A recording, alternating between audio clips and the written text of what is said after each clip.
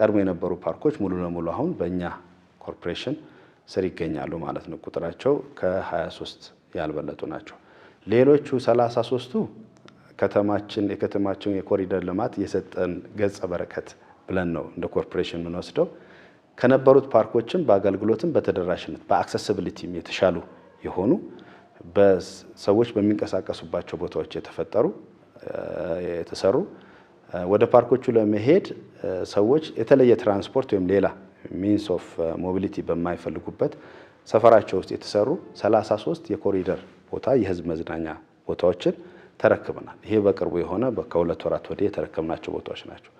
እነዚህ ቦታዎችንም በራሳችንና ከሌሎች ከግል ባለድርሻ አካላት ጋር በመሆን የኦፕሬሽን ስራ እንዲሰሩ ለማድረግ ችለናል። በእነዚህ ውስጥ ፓርክ መሆናቸው ብቻ ሳይሆን ሌሎች አሚኒቲዎች ለምሳሌ ፐብሊክ ቶይሌት የመሳሰሉትም በውስጣቸው ይገኛሉ ማለት ነው።